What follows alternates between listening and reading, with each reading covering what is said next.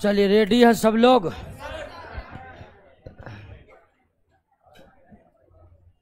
चलिए, मन और मस्तिष्क दोनों एक जगह एकाग्रचित्त कर लीजिए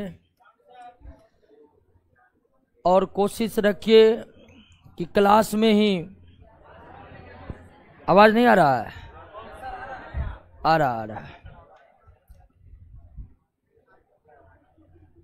मन और मस्तिष्क को केंद्रित कर लीजिए। जो सबसे प्राथमिक कार्य है, और बहुत कुछ लोगों को लगता है, लोगों को नहीं, आप लोगों को, कि बड़ी आसान काम है नौकरी ले लेना, और इसके लिए पढ़ने में कोताही करते हैं। तो ध्यान रखिए कि बड़ी कष्ट है पढ़ने में, इसीलिए थोड़ा थोड़ा कष्ट उठाना सीखिए। नींद लग रहा है तो सो गए, भूख लग रहा है तो खाना बनाना शुरू कर दिए, मन नहीं लगा तो गांधी मैदान चल गए। तो ये सब स्थितियों से लड़ना सीखिए। मन नहीं लग रहा है, जबरदस्ती लगाना है। जब नींद लग रहा है तब भी जागकर पढ़ना है। जब कुछ नहीं करने का मन हो तब भी कुछ कुछ करते रहना है। ये वर्तमान समय में कंपटीशन की मांग है, क्योंकि जिस तरह से सरकारी नौकरी का डिमांड लड़कों में बढ़ा है, पहले था कि नॉर्मल जो ग्रेजुएशन करता था वो सरकारी नौकरी का तैयारी करता था, लेकिन अब क्या है कि अब सभी जो प्रोफेशनल डिग्री लिए हुए रहते हैं उनको भी चाहिए पहले सरकारी नौकरी। कंपटीशन बहुत टाइट हो गया है, और इसलिए जरा सा भी ध्यान भटका आपका तो बहुत है जो ध्यान भटकने नहीं दे रहा है। इसलिए जो काम कर रहे हैं उसी काम में लगे रहना है। पढ़ना अगर काम है, और पढ़ने के लिए ही आप पटना आए हैं, और ऑनलाइन वाले को भी बोल रहे हैं हम लोग, तो सिर्फ पढ़िए। यह नहीं कि 8 घंटा पढ़ना जरूरी है, 6 घंटा पढ़ना जरूरी है। 8 घंटा पढ़ना जरूरी है, 8 घंटा पढ़िए। इसका मतलब ये नहीं कि बाकी घंटा एंजॉय करने का है। बाकी घंटा ये सोचिए कि 8 घंटा पढ़ना कैसे है। यानी कि मस्तिष्क को हमेशा पढ़ने में उलझाए रखिए। उसके बाद क्या, नौकरी हो जाएगा, टेंशन फ्री। उसके बाद मस्तिष्क को दोहराते रहिए जहां दोहराना। अब बहुत लोग बाय प्रोडक्ट के रूप में पढ़ रहे हैं, यानी कि हो रहा है, मन कर रहा है कभी कभी तो हम पढ़ दे रहे हैं। ऐसी स्थिति जिनकी है संभल जाइए। तो हम लोग केमिस्ट्री पढ़ रहे थे, एसिड बेस सॉल्ट चैप्टर को पढ़ रहे थे, और लाखों यौगिकों का जो निर्माण हुआ है, लाखों कंपाउंड का जो निर्माण हुआ है, उन्हें रासायनिक गुणों के आधार पर 3 भागों में बांटा जाता है, एसिड बेस और सॉल्ट। एसिड बेस से जुड़े तमाम कॉन्सेप्ट को हम समझ चुके हैं, और आज हम समझना है सॉल्ट को, लवण को। सॉल्ट क्या है? सॉल्ट क्या है? सबसे पहले विशेषता जो होती है सॉल्ट का, कि यह कंपाउंड है, यह कोई मिश्रण नहीं है, यह तत्व नहीं है, यह यौगिक है। सॉल्ट एलिमेंट नहीं है, मिक्सचर नहीं है, यह क्या है? कंपाउंड, यौगिक है। सॉल्ट यौगिक है।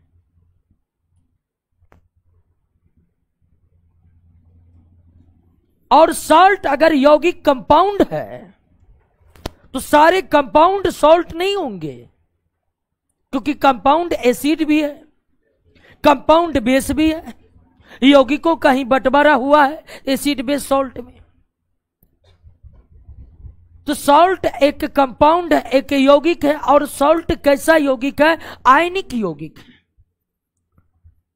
आयनिक यौगिक है।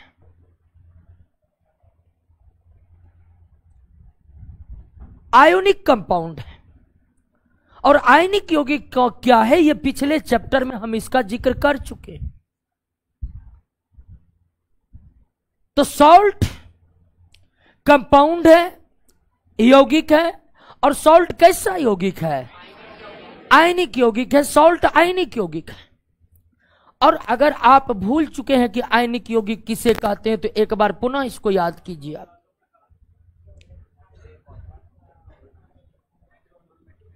तो आयनिक यौगिक उसे कहते हैं जिसमें एक होते हैं धनात्मक मूलक,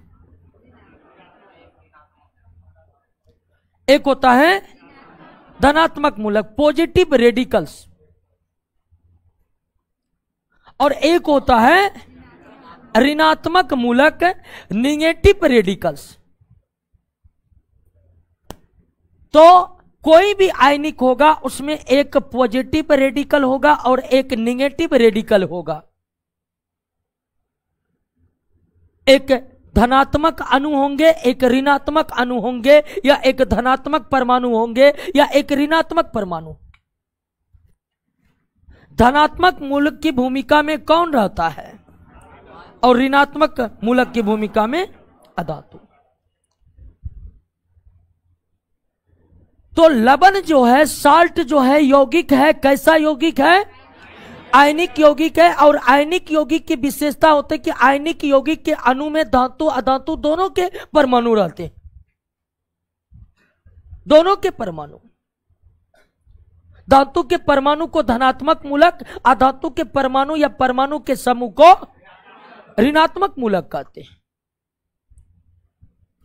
धनात्मक मूलक जो होते हैं उसकी प्रकृति क्या होती है? बेसिक, यानी आप कह सकते क्षारीय। और ऋणात्मक मूलक की प्रकृति क्या होती है? अम्लीय, एसिडिक।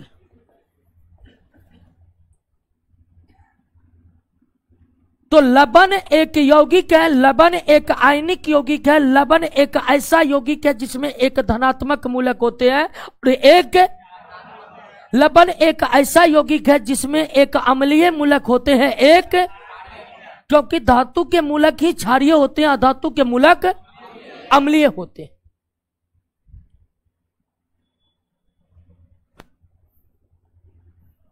एग्जाम्पल, आप सोडियम क्लोराइड को लीजिए, ये एक सॉल्ट है। सोडियम क्लोराइड एक सॉल्ट क्यों है? ये है आपका क्या? धातु। ये है आपका क्या? अधातु। धातु का मतलब ये क्या है आपका? धनात्मक मूलक। अधातु का मतलब ये क्या है? ऋणात्मक मूलक। ये क्या है? ऋणात्मक मूलक। या ये आपका क्या है? क्षारीय मूलक। ये क्या है? क्षारीय मूलक। या ये क्या है आपका? अम्लीय मूलक। ये क्या है आपका? अम्लीय मूलक।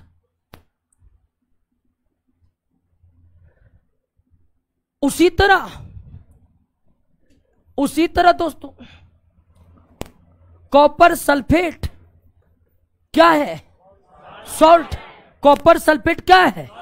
क्योंकि कॉपर पूरा का पूरा सल्फेट अधातु है, इसीलिए कॉपर सल्फेट क्या है? सॉल्ट है।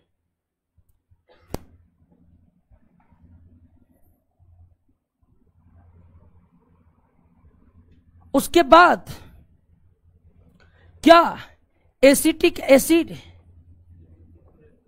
सॉल्ट होगा? एसिटिक एसिड सॉल्ट होगा? वैसे तो एसिड हो ही गया तो सॉल्ट काहे होगा? सीधा बात है। नहीं तो एसिटिक एसिड का फार्मूला आपके सामने में कहीं पर धातु दिख रहा है आपको? कार्बन अधातु, ऑक्सीजन अधातु, हाइड्रोजन अधातु, सबके सब अधातु। धातु वाला ग्रुप है। निश्चित तौर पर एसिटिक एसिड सॉल्ट नहीं है। अब आपसे हम पूछ रहे हैं कि क्या फेरिक क्लोराइड सॉल्ट है? क्या फेरिक क्लोराइड सॉल्ट है? बिल्कुल है, क्योंकि फेरिक क्लोराइड में लोहा धातु, क्लोरीन धातु। तो आप लवण को पहचान गए कि नहीं? चाहिए कोई भी फार्मूला देकर बता दीजिएगा कि ये सॉल्ट है, या सीधे सवाल है धातु है कि अधातु।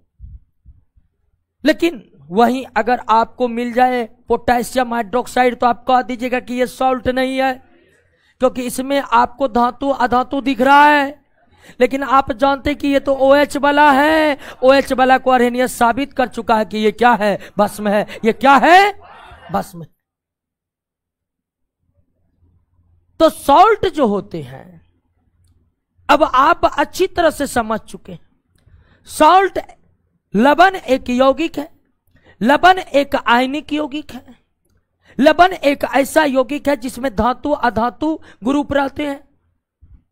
लवण एक ऐसा यौगिक है जिसके अणु में निश्चित ही एक धातु अधातु का परमाणु रहते हैं, या धातु अधातु के अणु रहते हैं।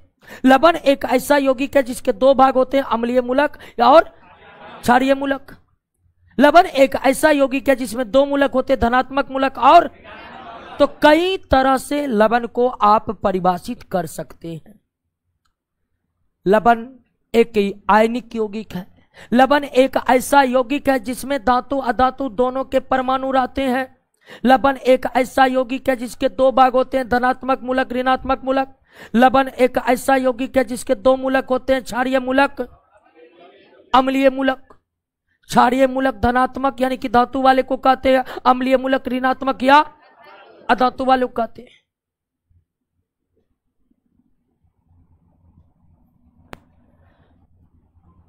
तो आप समझे कि नहीं कि सॉल्ट क्या है? तो सॉल्ट आपका क्या है? यौगिक है। सॉल्ट आपका क्या है? आयनिक यौगिक है। सभी आयनिक यौगिक लवण होते हैं, या सभी लवण आयनिक यौगिक होते हैं। सॉल्ट एक ऐसा आयनिक यौगिक की विशेषता होती है कि जल में क्या होते हैं? घुलनशील होते हैं। तो लवणों की एक खास विशेषता यह होती है कि जो भी लवण होते हैं वो जल में क्या होते हैं? घुलनशील होते हुए जल में घुल जाते। लवण सभी जल में घुल जाते हुए जल में घुलनशील होते।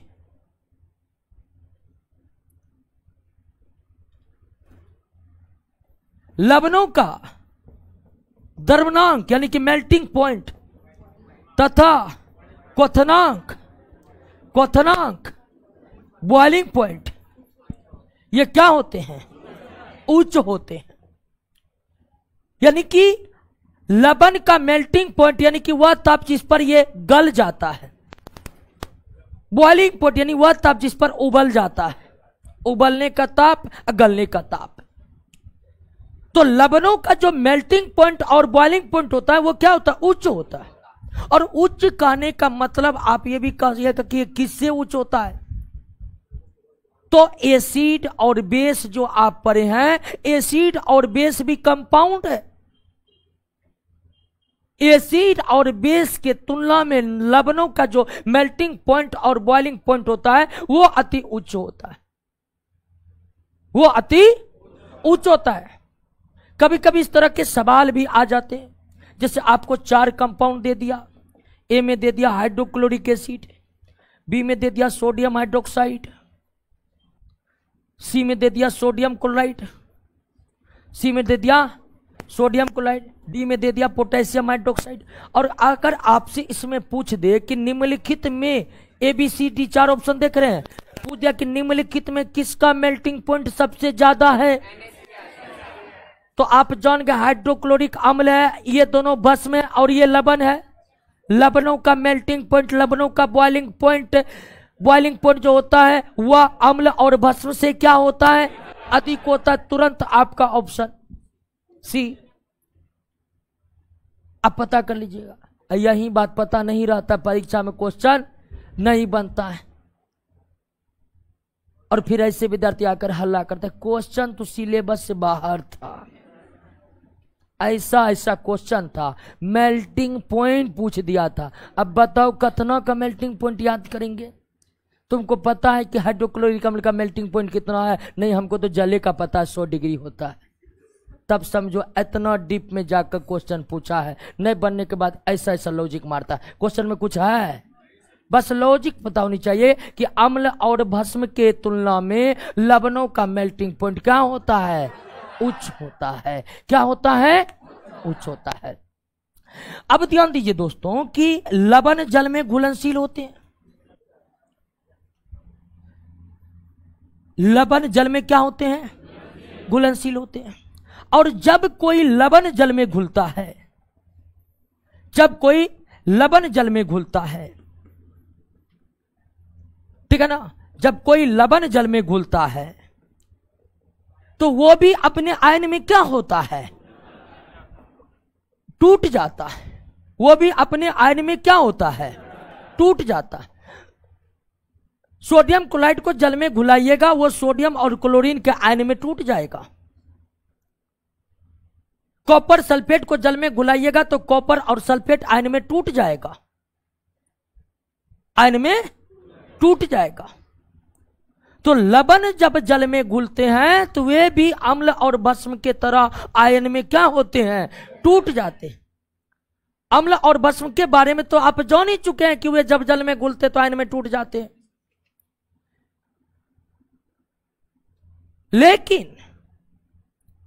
लेकिन लवण भी जल में घुलकर आयनों में टूट जाते हैं। लवण भी जल में घुलकर आयनों में टूट जाते हैं। तो अब जब लवण भी जल में घुलकर आयन में टूट गया तो इसका मतलब लवण का भी जलीय विलयन विद्युत का क्या होगा? सुचालक होगा। लवण का भी जलीय विलयन विद्युत का क्या होगा? सुचालक होगा। मतलब लवण भी जल में घुलकर क्या बनाते हैं? इलेक्ट्रोलाइट बनाते हैं। ऐसा जलीय विलयन जो विद्युत का सुचालक हो, जलीय विलयन को क्या कहते हैं? इलेक्ट्रोलाइट कहते हैं। ऐसा जलीय विलयन जो विद्युत का सुचालक होते उसे क्या कहते हैं? इलेक्ट्रोलाइट कहते हैं। क्लियर? बात को समझ गए? तो लवण को हमको नहीं लगता कि अब आप नहीं पहचान पाइएगा। लवण क्या है? कैसा यौगिक है? और यह लवण आयनिक यौगिक जल में घुलनशील होते हैं। लवणों का मेल्टिंग पॉइंट, बॉइलिंग पॉइंट अम्ल और भस्मों से उच्च होता है। लवण भी जल में घुलकर विद्युत अपघटन का, इलेक्ट्रोलाइट का निर्माण करते हैं। क्लियर बात समझ में आई कि नहीं आई? आई कि नहीं आई? लवण आयनिक यौगिक है। लवण एक ऐसा यौगिक है जिसमें एक धनात्मक एक ऋणात्मक मूलक अवश्य ही होते हैं, या लवण ऐसा यौगिक है जिसमें एक अम्लीय या क्षारीय मूलक अवश्य ही होते हैं। अब सवाल है कि ये लवण बनाइएगा कैसे? लवण बनाने के क्या तरीका है? लवण कैसे बनेगा? लवणों की विशेषता को समझ लिए? एक बार पढ़िए विशेषता को क्या क्या है, देखिए तो।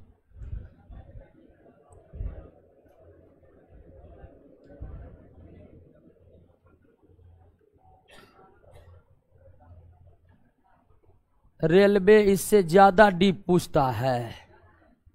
रेलवे इससे ज्यादा डीप पूछता है। दिमाग इसका खराब हो गया है। रेलवे का एग्जाम कर रहा है कैसे? एनडीएस सीडीएस का लेवल पढ़ा रहे हैं बाबू। जिसके इशारे पर बोल रहा है ना उसको हम पहचानते हैं, उसको जाकर बोलना मेरा नाम। फिर से कह रहा है कि रेलवे का लेवल पढ़ाइए। रेलवे का लेवल से तो इतना ऊपर पढ़ाते हैं कि रेलवे वाले को बोलते हैं कि मत पढ़िए।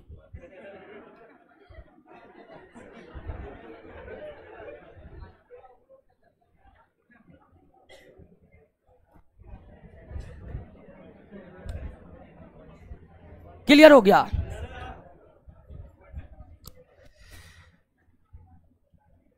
अब ध्यान दीजिए, सॉल्ट बनाने की विधि। सॉल्ट बनाने की विधि।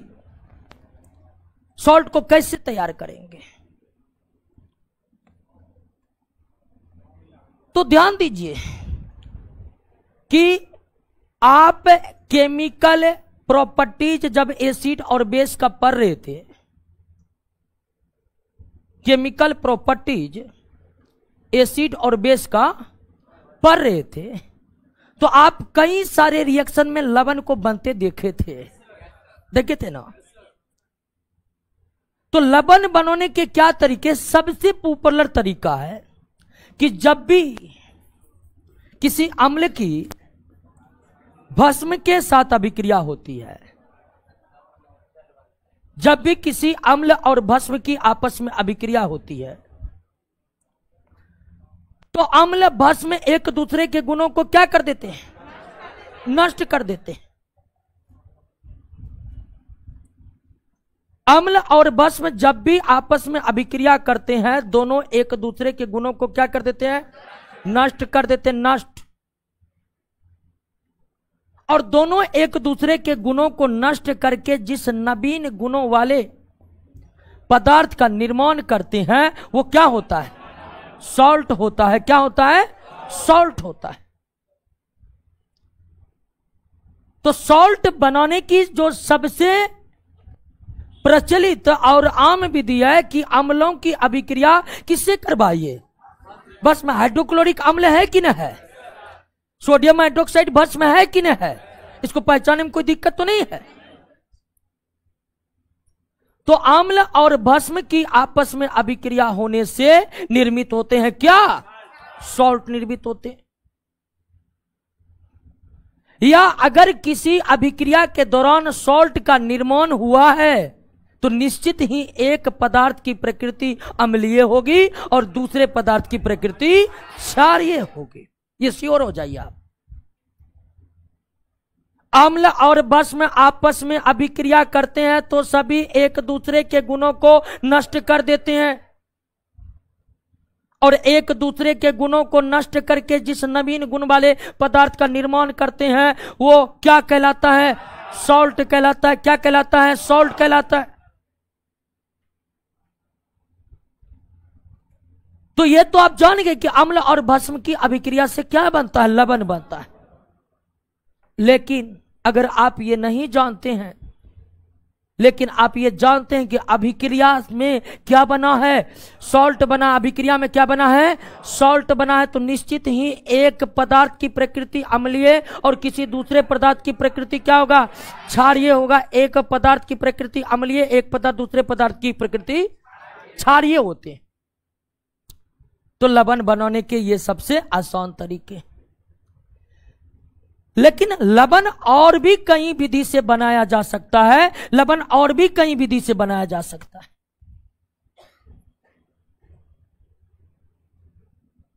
जब धातु की अभिक्रिया आप जब अम्ल से करवाए थे, धातु की प्रक्रिया जब अम्ल से करवाए थे, कौन गैस निकला था? और क्या बना था? सॉल्ट। तो अम्ल का धातु के साथ अभिक्रिया होने से भी निर्मित होते क्या? Salt. Salt zinc chloride salt है कि न है? जिंक धातु, क्लोरीन धातु, सॉल्ट। अब आप कहिएगा सॉल्ट बनाए तब तो निश्चित ही इसमें से एक की प्रकृति अम्लीय, एक की प्रकृति क्षारीय। तो बिल्कुल आपको बताए थे ना कि धातु मूलक की प्रकृति क्या होती है? क्षारीय होती है। जिंक यहां क्षारीय गुणों का प्रदर्शन कर रहा है और यह अम्ल है। तो जब धातु की अभिक्रिया अम्लों से होती है तो सॉल्ट बनता है। क्या सीधे आप धातु की अभिक्रिया अधातु से करवा दीजिए तो भी आपका क्या बनेगा? सॉल्ट बनेगा। सॉल्ट बनेगा तो क्लोरीन अधातु अम्लीय मूलक, सोडियम धातु क्षारीय मूलक। यही नहीं, आपने अम्लों की अभिक्रिया धातु के कार्बोनेटों के साथ करवाया था। धातु का अभिक्रिया कार्बोनेटों के साथ करवाया था। तो जब अम्लों की अभिक्रिया धातु के कार्बोनेटों के साथ करवाया था तो आपको बना था कार्बन डाइऑक्साइड और जल, लेकिन साथ में जो कंपाउंड बना था वो क्या बना? सॉल्ट बना। तो अम्ल और भस्म जब भी अभिक्रिया करेंगे एक दूसरे के गुणों को नष्ट कर लवणों का निर्माण करेंगे। लेकिन लवण बनाने के कई तरीके हो सकते हैं। धातु का अम्लों से अभिक्रिया कर लवण बना सकते हैं, धातु की अधातु से अभिक्रिया कर लवण बना सकते हैं, अम्लों की अभिक्रिया धातु के कार्बोनेटों के साथ अभिक्रिया करके लवण बना सकते हैं, अम्लों की अभिक्रिया धातु के बाइकार्बोनेट के साथ भी कराकर लवण बना सकते हैं, अम्लों की अभिक्रिया धातु के ऑक्साइड हाइड्रोक्साइड से कराकर भी लवण बना सकते हैं। अब अम्लों की अभिक्रिया धातु के ऑक्साइड से जो होती है और हाइड्रोक्साइड से जो होती है वो केमिकल प्रॉपर्टीज में देखिए, उसको देखिए आप थोड़ा।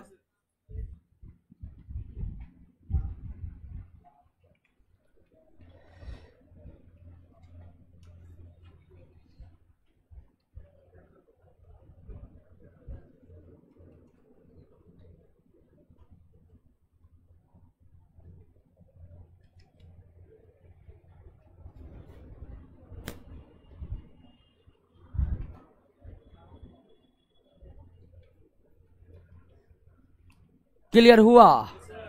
क्या आप लवणों बनाने के कई तरीके आप नहीं बता सकते हैं? बताइए, बता सकते हैं कि नहीं?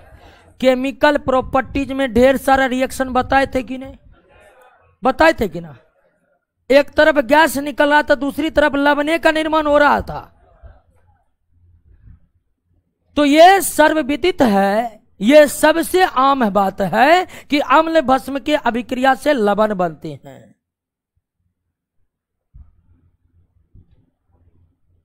और जितने भी अभिक्रिया में लवण बन रहे हैं सब में एक की प्रकृति अम्लीय और एक की प्रकृति क्षारीय है। क्लियर हो गया? कहिए दोस्तों, अब लवण वाले यौगिक को पहचानने में कोई दिक्कत नहीं ना? कोई दिक्कत नहीं। लवणों के गुण समझ गए? क्या लवण जल में घुलनशील होते हैं?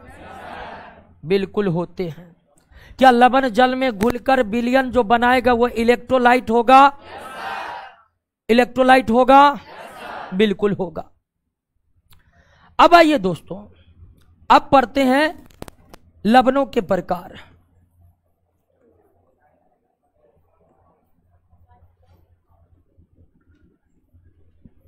लवणों के प्रकार, लवण कई प्रकार के होते हैं। टाइप्स ऑफ साल्ट, लवणों के प्रकार। निश्चित तौर पर सभी आयनिक यौगिक लवणों के उदाहरण है। आयनिक यौगिक की प्रकृति बदल जाएगी, लवणों का प्रकार क्या हो जाएगा? बदल जाएगा। तो आइए समझ लेते हैं कि लवण कितने प्रकार के होते हैं। लवण कितने प्रकार के होते हैं? सबसे पहला है नॉर्मल सॉल्ट।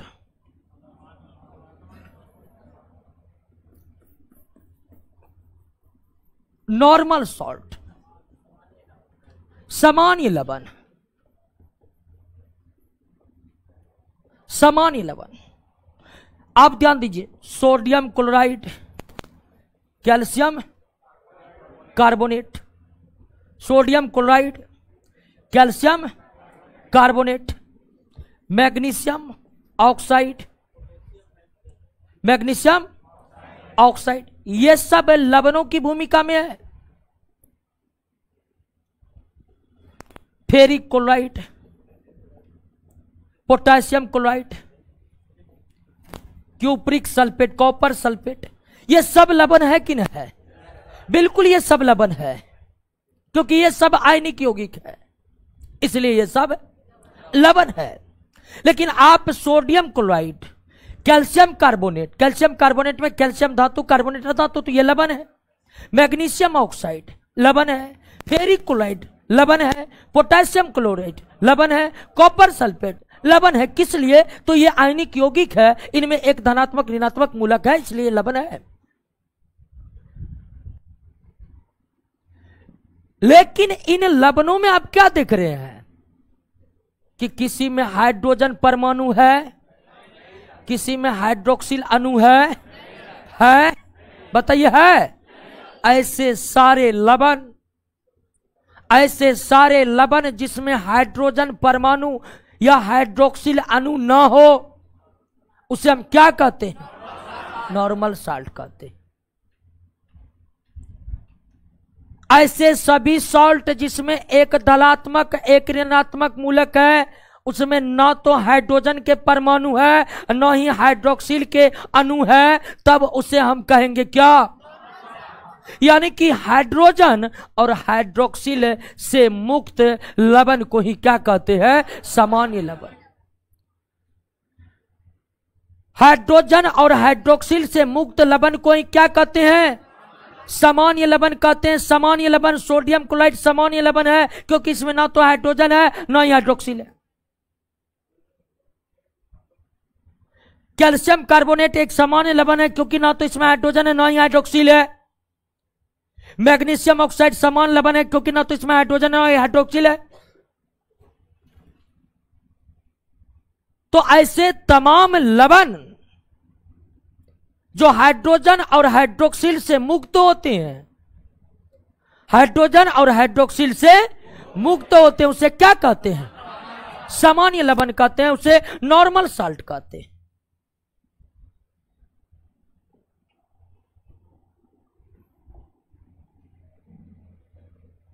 दूसरा, एसिडिक सॉल्ट।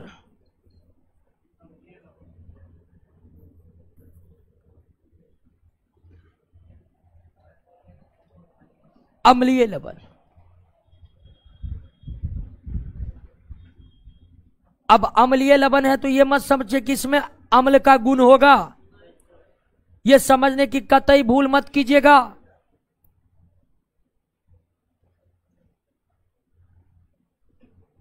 यह समझने का कतई भूल नहीं कीजिएगा।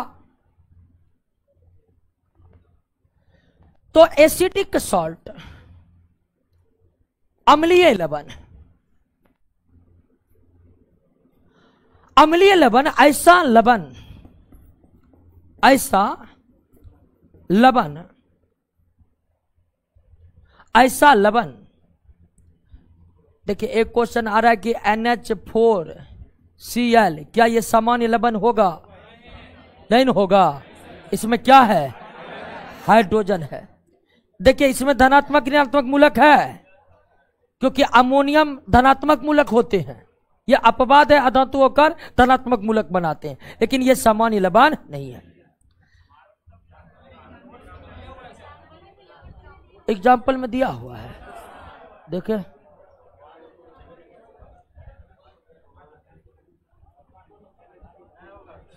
NH4 नहीं, इसको घेर दीजिए, इसको घेर दीजिए, क्योंकि इसमें हाइड्रोजन का परमाणु है, ये सामान्य लवण नहीं होगा। NH4Cl को घेर दीजिए, घेर दिए, घेर दीजिए। हो सकता कोई लॉजिक होगा, फिलहाल तो अभी हमें यही पता कि हाइड्रोजन होगा तो वो सामान्य लवण नहीं होगा। अब आइए अम्लीय लवण पर। अम्लीय लवण, इसको भी पहचानना आसान है। अम्लीय लवण क्या है? जैसे कि आप ध्यान दीजिए, sodium hydrogen sulphate, sodium hydrogen, क्या यह लवण है? तो बिल्कुल है, क्योंकि धातु अधातु दिख रहा है। सोडियम हाइड्रोजन सल्फेट,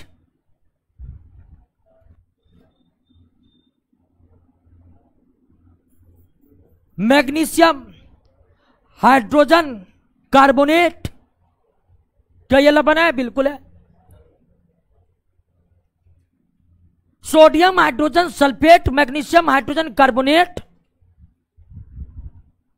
यह लवण है। लेकिन एक हाइड्रोजन परमाणु दिख रहा है आपको? दिख रहा है, दिख रहा है जी। मतलब यह कौन लवण है? ऐसा लवण जिसमें हाइड्रोजन परमाणु की उपस्थिति हो, उसे क्या कहते हैं? अम्लीय लवण कहते हैं। अम्लीय लवण। अमोनियम क्लोराइड एक अम्लीय लवण की भूमिका में है। किसकी भूमिका में है? अम्लीय लवण की भूमिका में, तो अम्लीय लवण की पहचान आप इस आधार पर कर सकते हैं कि लवण में हाइड्रोजन परमाणु की उपस्थिति है अथवा नहीं है। तो ऐसे लवण जिसके अणु में न तो हाइड्रोजन न तो हाइड्रोक्सिल आयन होते हैं वो सामान्य लवण, और जिनमें हाइड्रोजन होते हैं अम्लीय लवण। सोडियम हाइड्रोजन सल्फेट लवण है, यह अम्लीय लवण है। मैग्नीशियम हाइड्रोजन कार्बोनेट ये लवण है, यह अम्लीय लवण है। क्यों है? तो इसमें हाइड्रोजन।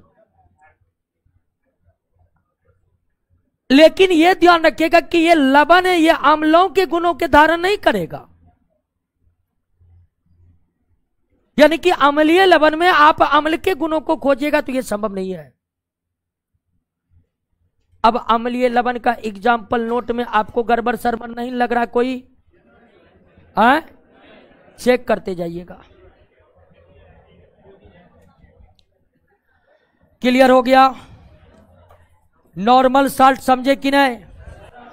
रासायनिक सूत्र देकर, फार्मूला देकर आप बता दीजिएगा कि ये सॉल्ट है या नहीं है, या ये नॉर्मल सॉल्ट है या नहीं है, या ये एसिडिक सॉल्ट है या नहीं है, बता दीजिएगा।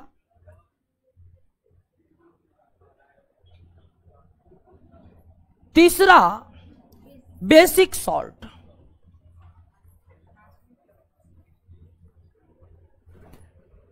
बाष्मिक लवण।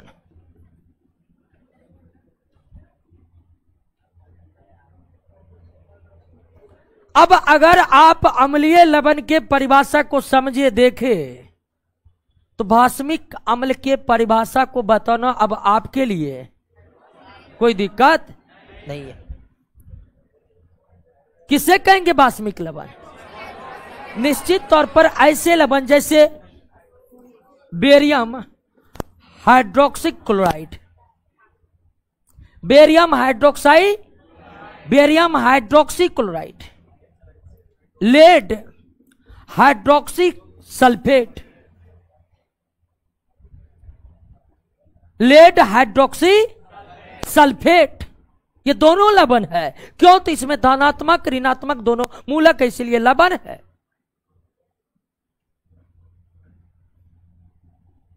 और अगर लवण है तो इसमें धनात्मक ऋणात्मक मूलक के अतिरिक्त एक हाइड्रोक्सिल अणु घुसा हुआ है कि नहीं हुआ है? ऐसे ही लवण क्या कहलाते हैं? बाष्मिक लवण। फिर बाष्मिक लवण में हम कहेंगे कि भस्म के सारे गुण होते हैं, ऐसा कुछ नहीं होता। यह बाष्मिक लवण है। और यह अम्लीय या बाष्मिक लवण बनते कैसे हैं इस पर भी हम आएंगे, लेकिन अभी हम लवणों का वर्गीकरण कर रहे हैं। तो लवण में ना तो हाइड्रोजन ना तो हाइड्रोक्सिल का परमाणु है तो वो सामान्य लवण है। लवण में अगर हाइड्रोजन का परमाणु हुआ एसिडिक है। लवण में अगर हाइड्रोक्सिल का परमाणु है तो वो बाष्मिक लवण है, वो बाष्मिक लवण है।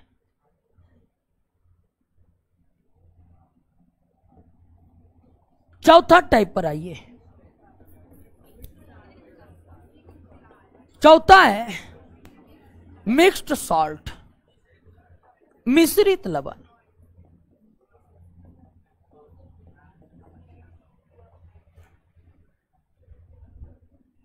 मिश्रित लवण, देखिए इस लवण में जैसे आप sodium potassium sulphate, sodium potassium sulphate, calcium oxy chloride, calcium oxy, इसको ब्लीचिंग पाउडर भी कहते हैं, CaOCl Cl, इसको CaOCl2 भी लिख सकते, लेकिन संरचना सूत्र इसी तरह की होती है।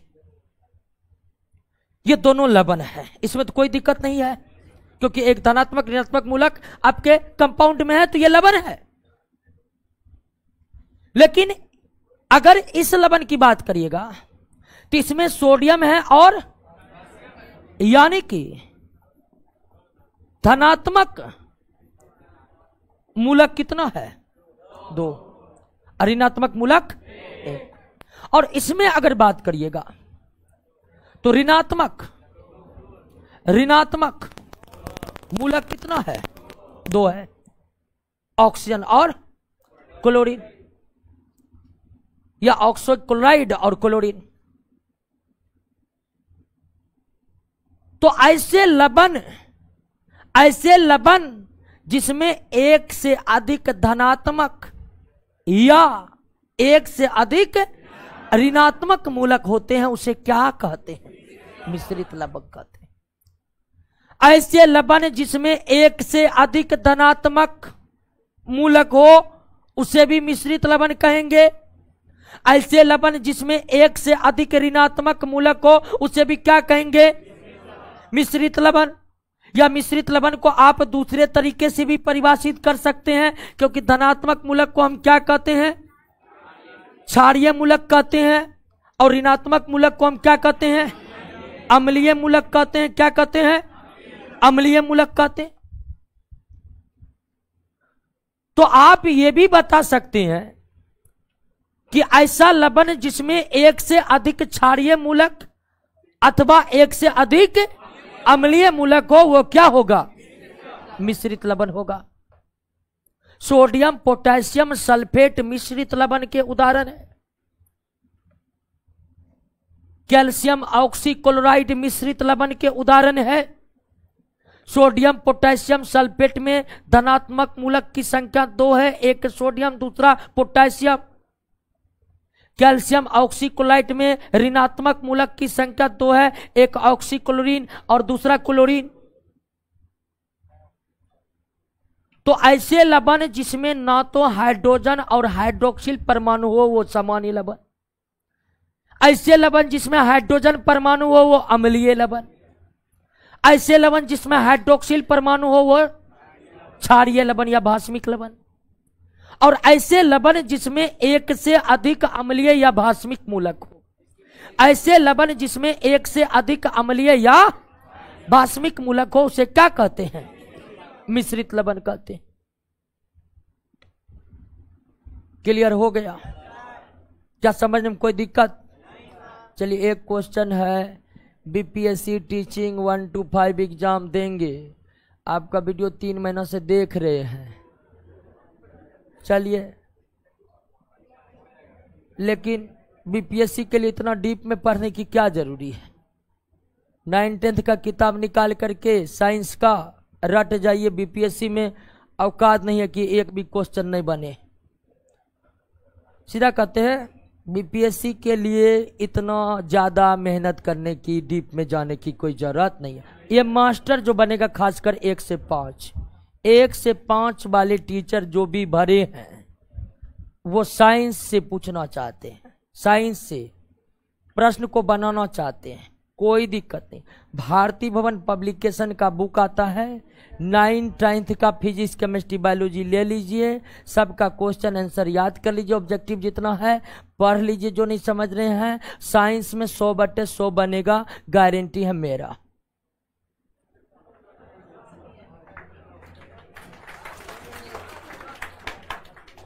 अब हम और ये इसलिए बोले हैं कि मान लीजिए हम में लगे हैं, मेरा साइंस जा रहा है बहुत डीप में, क्योंकि ये सब कुछ के लिए है, ऑलराउंडर के लिए है।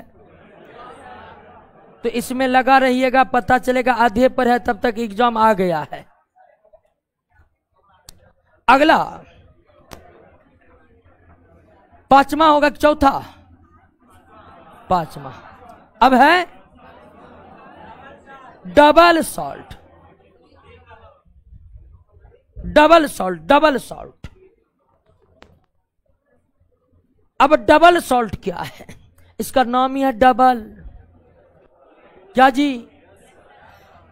अब ये बताने की जरूरत नाम से यहां स्पष्ट हो रहा है कि ये किस प्रकार का लवण है। जब 2 लवण मिलकर एक हो जाए तो वह डबल सॉल्ट। जब 2 लवण मिलकर एक लवण बन जाते हैं तब ऐसे ही लवण को क्या कहते हैं? डबल सॉल्ट कहते हैं। Double salt. उदाहरण के लिए फिटकिरी, फिटकिरी जिसको कहते हैं पोटास एलम। अब पोटास एलम K2SO4 Al2SO4 हॉल 3 24 जल के अणु जुड़े होते हैं। अब ध्यान दीजिए, ये फिटकरी जो है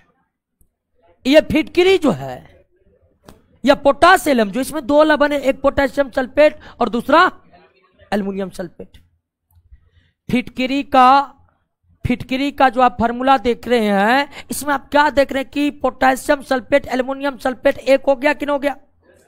पोटेशियम सल्फेट एक लवण है कि नहीं है? एल्युमिनियम सल्फेट भी एक लवण है कि नहीं है? अब दो लवण मिलकर एक हो गया। ऐसे ही लवण को क्या कहते हैं? डबल सॉल्ट कहते हैं। डबल सॉल्ट कहते हैं।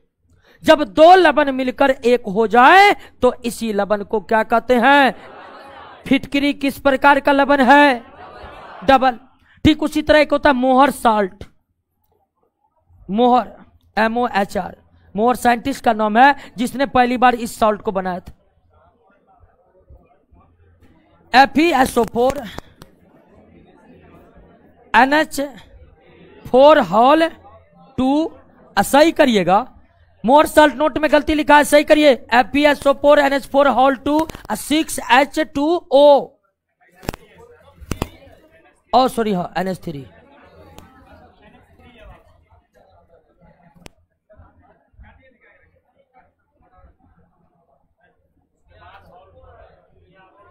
नहीं वो गलत है, ये सही लिखिए।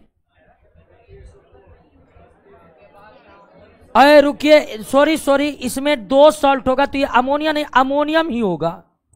ठीक है ना, अमोनियम ही होगा। NH4 करिए, एक बार सही कर लीजिएगा तो मोहर साल्ट का FeSO4 NH4 हॉल 2 और इसके बाद भी SO4 होता, सॉरी एक minute, NH4 hall 2 SO4 6H2O। सही किए, कर लिए ना। एक बार यहां पर अमोनिया नहीं होता, अमोनियम होता, NH4 होगा। मोहर साल्ट का formula FeSO4 NH4 hall 2 SO4 6H2O। Clear? अरे इधर देखिए ना, इधर देखिए, लिखिए ना, अलग से लिख लीजिए। हो गया। अब ध्यान दीजिए कि मोहर साल्ट भी क्या है? डबल। इसमें देखिए एक क्या है? फेरस और दूसरा है अमोनियम सल्फेट। एक फेरस सल्फेट, दूसरा अमोनियम सल्फेट। एक फेरस सल्फेट, दूसरा। तो जब दो सॉल्ट मिलकर एक हो जाए तो उसे क्या कहते हैं?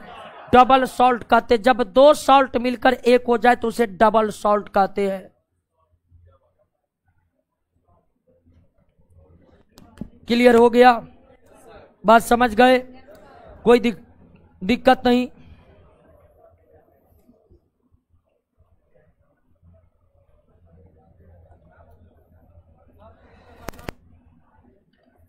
अगला कॉम्प्लेक्स सॉल्ट। कॉम्प्लेक्स सॉल्ट, जटिल लवण।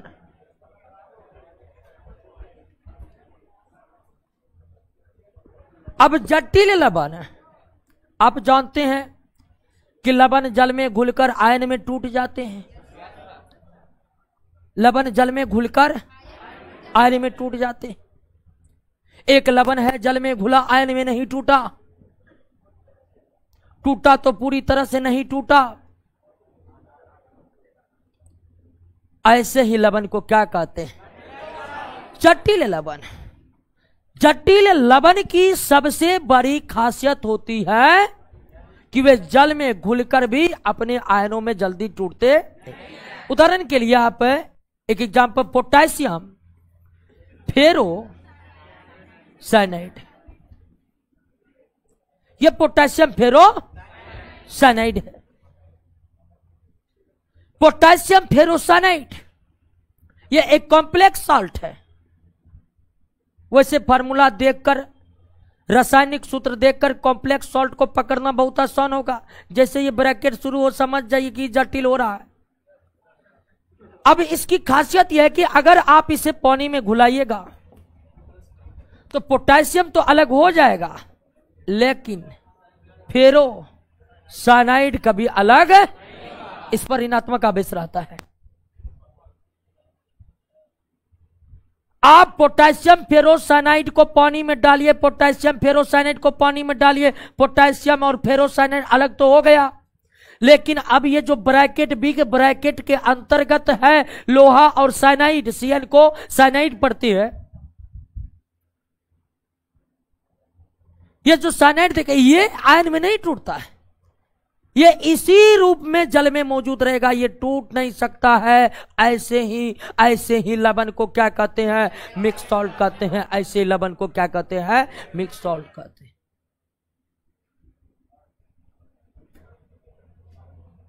तो बात को समझे कि नहीं समझे? ध्यान दीजिए दोस्तों, ऐसे सारे लवण जिसमें ना तो हाइड्रोजन होते ना ही हाइड्रोक्सिल होते हैं, उसे क्या कहते हैं? समानी लवण कहते हैं। सोडियम क्लोराइड, कॉपर सल्फेट सामान्य लवण के उदाहरण है, क्योंकि इसमें ना तो हाइड्रोजन ना ही हाइड्रोक्सिल है। ऐसे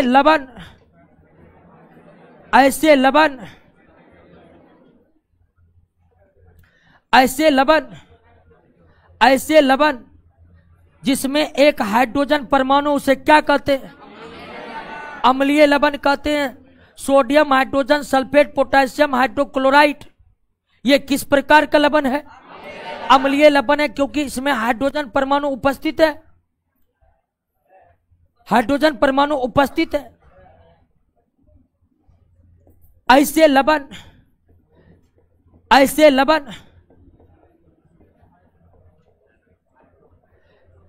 लवण जिसमें हाइड्रोक्सिल अणु उपस्थित हो, उसे क्या कहते हैं? उसे क्या कहते हैं? बाष्मिक लवण कहते हैं। क्या कहते हैं? बाष्मिक लवण कहते हैं। बाष्मिक लवण कहते हैं जिसमें हाइड्रोक्सिल उपस्थित हो, उसे बाष्मिक लवण कहते हैं। ऐसे लवण जिसमें एक से अधिक अम्लीय मूलक या एक से अधिक क्षारीय मूलक, एक से अधिक अम्लीय मूलक या एक से अधिक क्षारीय मूलक हो, उसे क्या कहते हैं? मिश्रित लवण कहते हैं। उसे क्या कहते हैं? मिश्रित लवण। जब दो लवण मिलकर एक हो जाए तो, और लवण जो जल में भी घुलकर स्वतंत्र अस्तित्व कायम करे, पूरी तरह से आयनों में न टूटे, तो उसे क्या कहते हैं? तो लवण कुल कितने प्रकार के होते हैं? 6 प्रकार के होते हैं। और हमको नहीं लगता कि अब आप फॉर्मूला देख करके, क्या यौगिक के रासायनिक सूत्र देख करके आप नहीं बता सकते हैं कि कौन अम्लीय है, कौन बाष्मिक है, कौन जटिल है, कौन डबल्ड है? बता सकते हैं कि नहीं बता? बिल्कुल बता सकते हैं। फिटकिरी और मोहर साल्ट डबल लवण है, कार्नालाइट डबल लवण है। क्लियर हो गया? कोई दिक्कत नहीं? कोई दिक्कत नहीं ना? अब आइए दोस्तों,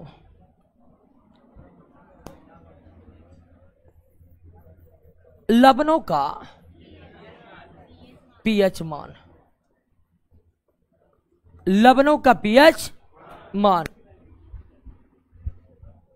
लवणों का पीएच मान आप तो साधारण अर्थों में यही समझ रहे होंगे कि लवणों का पीएच मान 7 होता है, क्योंकि हम शुरुआत में ही समझे थे कि लवण जो होते हैं वो अम्ल और भस्म के आपसी रासायनिक अभिक्रियाओं से बनते हैं। अम्ल और भस्म के आपसी अभिक्रियाओं से बनते हैं, और अम्ल भस्म जब भी अभिक्रिया करते हैं एक दूसरे के गुणों को क्या कर देते हैं? एक दूसरे के गुणों को क्या कर देते हैं? जब अम्ल भस्म एक दूसरे के गुणों को नष्ट कर देते हैं, अम्ल भस्म एक दूसरे के गुणों को नष्ट कर देते हैं, तो निश्चित तौर पर पीएच मान क्या हो जानी चाहिए? 7 हो जानी चाहिए। लेकिन ऐसा होता सभी लवण के साथ नहीं। लवणों का पीएच मान साधारणतः 7 ही होता है, क्योंकि लवण अम्ल और क्षार के बीच अभिक्रिया होने के बाद बनता है, और अम्ल और क्षार अभिक्रिया करते हैं तो दोनों एक दूसरे के गुणों को क्या कर देते हैं, नष्ट कर देते हैं। लेकिन हमेशा लवणों का पीएच मान 7 नहीं होता है। तो क्या होता है, ध्यान दीजिए। जब अम्ल और भस्म आपस में अभिक्रिया करके लवण बनाते हैं और दोनों की शक्ति क्या होती है, समान होती है, तब जो लवण बनता है उसका पीएच मान क्या होता है, 7 होता है। यानी कि लवण जब अम्ल और भस्म जो आपस में अभिक्रिया किए हैं, दोनों की शक्ति क्या है, बराबर है, दोनों की शक्ति क्या है, बराबर है, तब जो लवण बनेगा निश्चित तौर पर उसका पीएच मान 7 होगा और लवण पूरी तरह से उदासीन होंगे, वो पूरी तरह से उदासीन हो गए। उदासीन लवणों का एग्जाम्पल आपके नोट्स में भरा पड़ा है। दूसरा, अगर आप अम्ल और भस्म के बीच अभिक्रिया करवाएं, लेकिन यहां पर अगर अम्ल की शक्ति भस्म से ज्यादा है, अम्ल की शक्ति ज्यादा है, भस्म की शक्ति कम है, तब यह भस्म अम्ल के सारे गुणों को नष्ट नहीं कर पाएगा, क्योंकि वो उतना पावरफुल है नहीं। ऐसी स्थिति में क्या लवण बनेगा, लवण तो बनेगा ही बनेगा, लेकिन इसका पीएच मान 7 से कम हो जाएगा।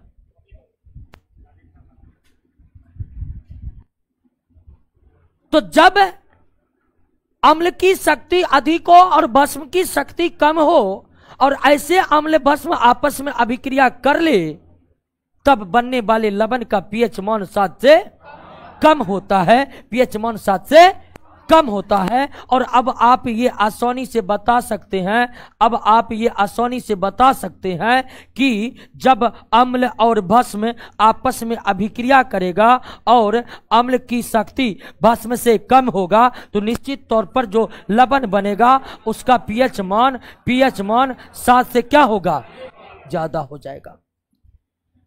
तो लवण अम्ल और भस्म के बीच के अभिक्रिया से बनते और साधारणतः उसका पीएच मान 7 होता है, साधारणतः उसका पीएच मान 7 होता है। लेकिन हमेशा हमेशा लवणों का पीएच मान 7। अगर अम्ल शक्तिशाली भस्म कमजोर है तब लवण बना, तो लवण का पीएच मान 7 से क्या होगा, कम होगा, यानी उसमें अम्लीय गुण होंगे। और अम्लीय गुण वाले लवण को अम्लीय लवण कहते, ये नहीं है जरूरी, ये जरूरी नहीं है। वहीं अम्ल और भस्म अभिक्रिया करे, भस्म ज्यादा शक्तिशाली, अम्ल कम शक्ति, तब जो लवण बनेगा उसका पीएच मान क्या होगा। और ऐसे तमाम लवण के एग्जाम्पल आपके नोट में दिया हुआ है दोस्तों।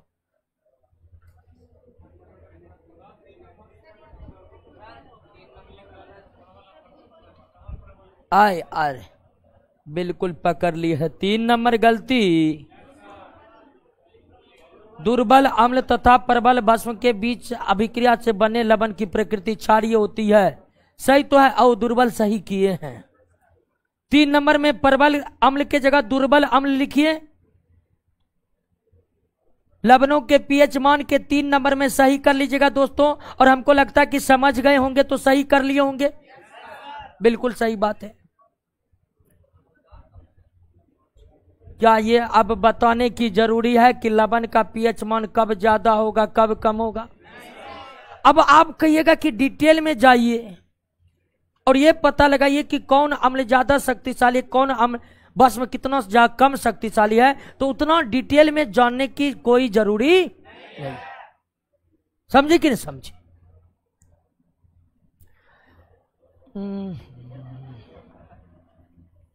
ये सॉफ्टवेयर अलग किस्म का है।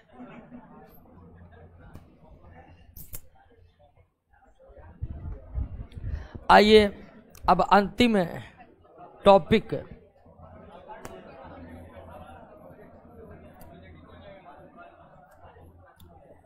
Buffer solution. बफर सॉल्यूशन, ध्यान दिया है, हल्ला मत करिए।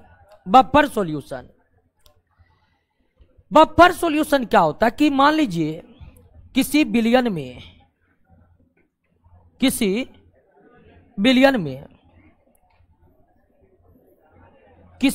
में अगर अम्ल को डालेंगे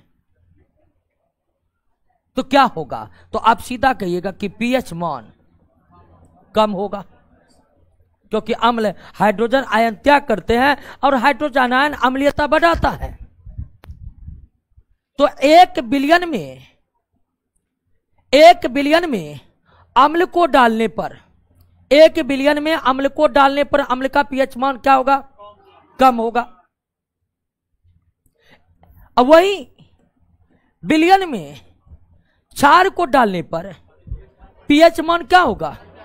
अधिक होगा। पीएच मान क्या होगा? अधिक होगा। है कोई दिक्कत इसमें? कोई दिक्कत नहीं है। किसी भी बिलियन में अम्ल डालने पर उसका बिलियन का पीएच मान कम होगा, किसी भी बिलियन में क्षार डालने पर पीएच मान अधिक होगा। और ऐसा बिलियन जिसमें थोड़ा बहुत अम्ल क्षार डालने पर पीएच मान में कोई परिवर्तन न हो, उसे क्या कहते हैं? Buffer solution. एक बफर सॉल्यूशन वैसा सॉल्यूशन है जिसमें अम्ल मिलाने से ना तो पीएच मान घटता है और क्षार मिलाने से ना ही पीएच मान बढ़ता है। और बफर सॉल्यूशन का सबसे बड़ा उदाहरण क्या आप जानते हैं? उस एग्जांपल दिया हुआ है नोट में। मानव रक्त एक प्रकार का क्या है? बफर सॉल्यूशन का उदाहरण है।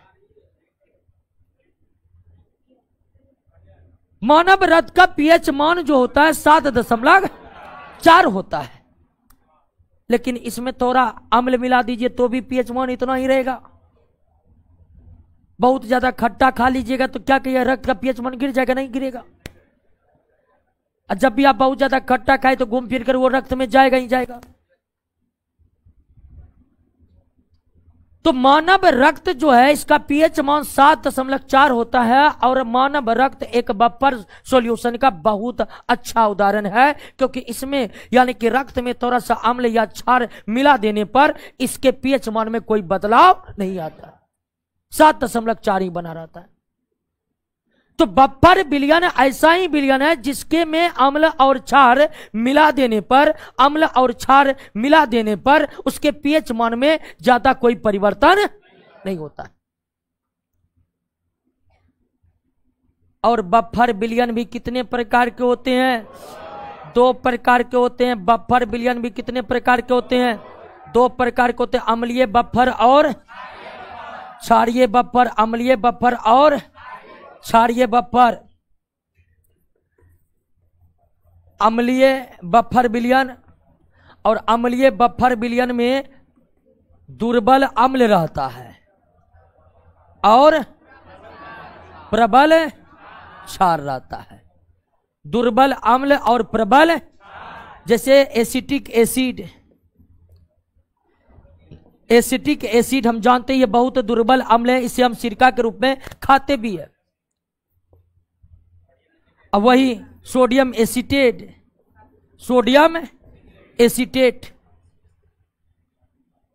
एसीटेट एक प्रबल क्षार है, बहुत मजबूत क्षार, मतलब शक्तिशाली क्षार है। तो दुर्बल अम्ल और प्रबल क्षार मिलाकर जो बफर तैयार होता है उसे क्या कहते हैं? अम्लीय बफर कहते हैं। अम्लीय बफर में दुर्बल अम्ल और प्रबल क्षार होते हैं, और दूसरा आपका क्या? क्षारीय बफर। अब क्षारीय बफर आप बता ही दीजिएगा, इसमें क्या होगा? प्रबल अम्ल और दुर्बल क्षार। क्लियर हो गया? चलिए दोस्तों, चैप्टर समाप्ति की घोषणा कर दे। अब एक लड़का कह रहा था कि पूरा डीप में पढ़ाइए। अब इससे ज्यादा डीप में पढ़ाने के लिए हमको आता तो हम डायरेक्ट +2 वाला को पढ़ाते। समझे कि नहीं समझे? जनरल कंपटीशन में इससे डीप होता ही नहीं है। अब साइंस पढ़ना है तो क्या करिएगा, 11 12 का फिजिक्स केमिस्ट्री लेके आइएगा, पढ़िएगा, पार लगेगा? तो होता है कभी कभार जो है ना, बीपीएससी में भी जानते हैं मैथ में कैलकुलस पूछता है, तो उसके लिए क्या विद्यार्थी कैलकुलस का क्लास धरेगा? एक आध क्वेश्चन मिस्टेक हो जाए कोई दिक्कत, 98 99 बननी चाहिए। मिलिए दोस्तों, अगले क्लास में ही हम क्वेश्चन पर बहस करेंगे।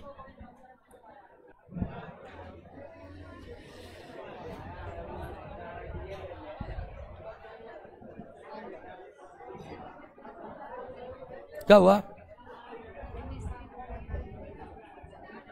कौन? मिश्रित लवण में क्या नहीं समझे? एग्जाम्पल देखिए, दो धातु है, हैं? धातु भास्मिक मूलक होते हैं, तो दो भास्मिक मूलक इसमें है तो भी हम मिश्रित साथ हैं। इसमें देखिए दो अधातु वाला ग्रुप है, OCl Cl अलग अलग है। अब दोनों को एक मत मानिए, ब्रैकेट में अलग है, बिना ब्रैकेट वाला अलग। OCl Cl दो अधातु वाला ग्रुप है, ये अम्लीय मूलक है। तो ऐसे ही जिसमें या तो दो धातु वाला ग्रुप हो मिश्रित लवण, या दो अधातु वाला ग्रुप हो मिश्रित लवण।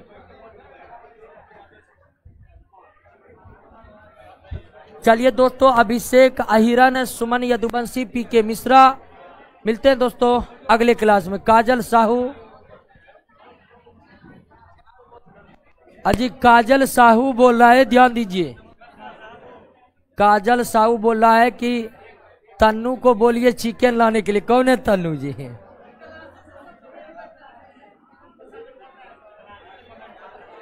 बोल दिए, बोल दिए।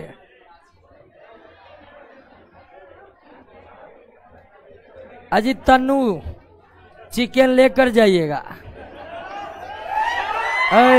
अल्लाह का कर